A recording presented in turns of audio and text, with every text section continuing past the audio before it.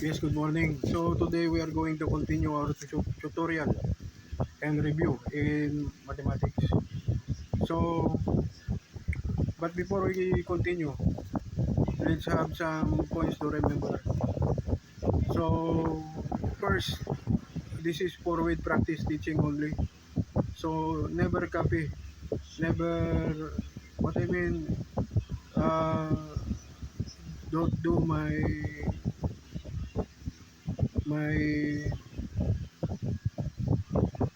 don't do what I am doing because this is for with practice teaching only.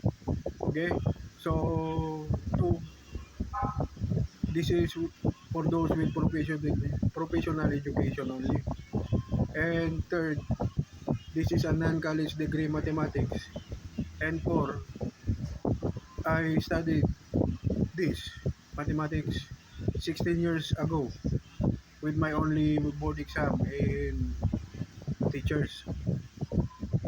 And fifth, this is in the capacity of non-GD. Okay, so that's it. So we have a guitar whose cross-section is trapezoidal is to be made of galvanized iron sheet of 24 meter wide. If its carrying capacity is maximum, find the dimension of the base of the angle that the sides makes with the horizontal. So obviously we have a trapezoid.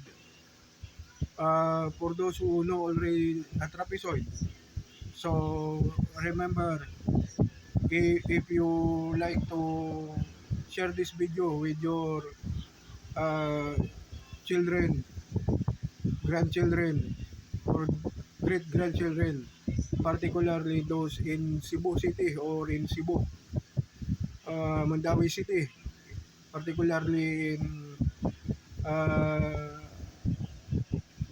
Ateneo de Cebu. So, okay, so, okay, so this is for key 11 and key 12.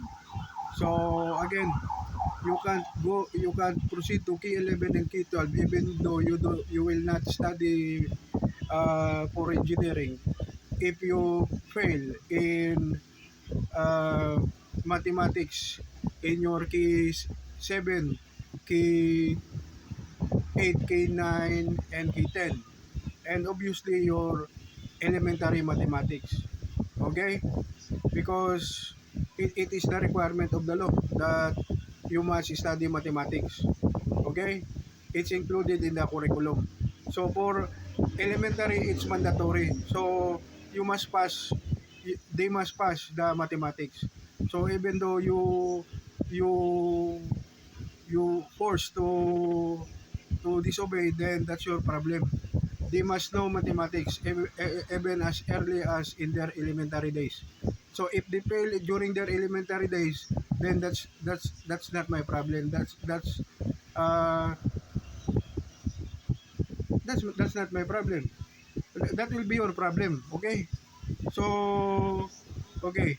So obviously in in high school, if they continue to be good, so that's easy. But in high school, so uh, there are some tutorial classes for high school, until junior high school and senior high school.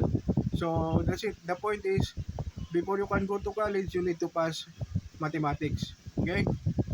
So okay.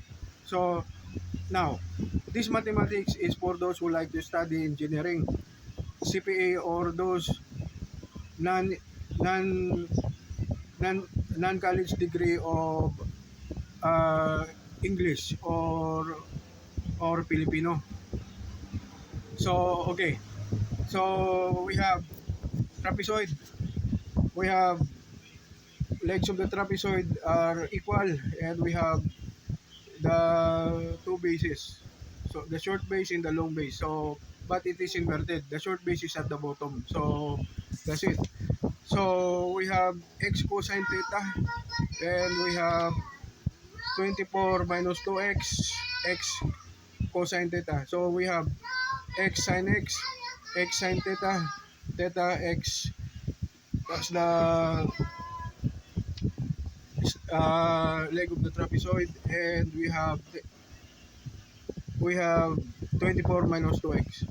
Okay, so area equals 2x cosine theta plus 24 minus 2x plus 24 minus 2x all over 2x sine theta. So A, area equals x cosine theta plus 24 minus 2x close parenthesis x sine theta. So dA over dx, x cosine theta plus 24 minus 2x. So close parenthesis sine theta plus x sine theta, open parenthesis cosine theta minus 2. Close parenthesis equals 0. X cosine theta plus 24 minus 2x plus x cosine theta minus 2x equals 0. Cosine theta equals 4x minus 24 over 2x. Cosine theta equals 2x minus 12 all over 2. D over d theta, x cosine theta plus 24 minus 2x close parenthesis times x cosine theta plus x sine theta times x minus negative sine theta equals 0. X cosine theta plus 24 minus 2x close parenthesis cosine theta minus x sine squared theta equals 0. X cosine theta plus 24 cosine theta minus 2x cosine theta minus x sine squared theta equals 0. X cosine squared theta minus sine squared theta close parenthesis plus 24 cosine theta minus 2x cosine theta equals 0. X cosine squared minus 1 plus cosine squared close parenthesis plus 24 cosine theta minus 2x cosine theta equals 0. X cosine squared minus x plus x cosine squared theta plus 24 cosine theta minus 2x cosine theta equals 0. 2x cosine squared minus x plus 24 cosine theta minus 2x cosine theta equals 0. But cosine theta equals 2x minus 12 all over 2. 2x times 2x minus 12 close parenthesis squared all over x equals minus x plus 24 open parenthesis 2x minus 12 all over x minus 2x open parenthesis 2x minus 12 all over x equals 0.